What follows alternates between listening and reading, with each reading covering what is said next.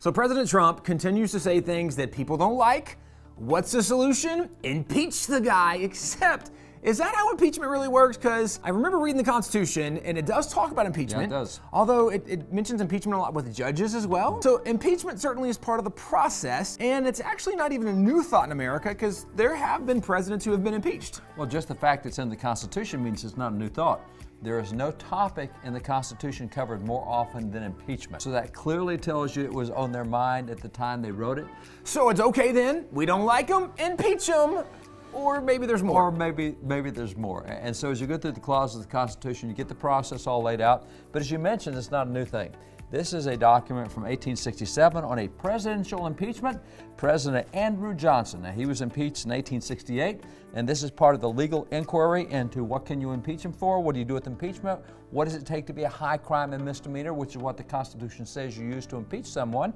And so it goes through, and we've had not only President Andrew Johnson, by the way, he was impeached but not convicted, because in the Constitution, it's a multi-step process. You have, first of all, the House of Representatives has to bring a bill of impeachment. That's kind of like a grand jury giving an indictment. Grand juries looked at it and say, hey, we think there's enough here to have a trial for this guy. And that's what the House does. So a majority of the House will vote and say, we think we should impeach President Trump for whatever. Then it goes over to the Senate, and the Senate becomes the jury. So the 100 senators, and it is not Mitch McConnell in charge of the trial. You bring in the Chief Justice of the Supreme Court to sit in the Senate, and both sides present their evidence, and the Senate all listens just like they're a jury, and then they will vote guilty or innocent, except in the Senate. It's not a simple majority vote, though. It's 2/3. So they will have the vote, and you have to get 2/3 of the Senate, and then if 2/3 say he's guilty, then he can be removed from office, but not unless you have 2/3 of the Senate. And historically, so you had Bill Clinton, who also was someone who was impeached in the House, but didn't get anything done over in the Senate. Well, then you had people like Nixon, who Nixon was in some trouble, and they were bringing up the impeachment, and before they had the chance to impeach him, he resigned.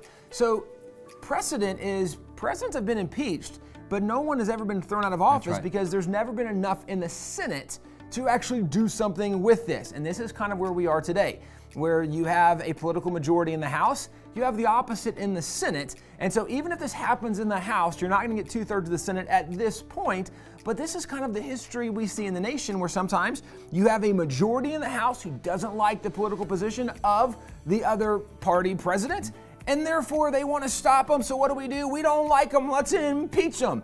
Now, the Founding Fathers put this in place so that there could be a check and balance. So if you had a president who was going crazy, doing things that were wrong, you could put a stop to that. However, they did define as high crimes and misdemeanors, so it can't just be, we don't like the guy. There does have to be some criminal process along the way, which of course there have been a lot of accusations, but until something is proven, you don't really have a good reason, criminally speaking, to impeach him. Although the House can try, it's up to the Senate to convict.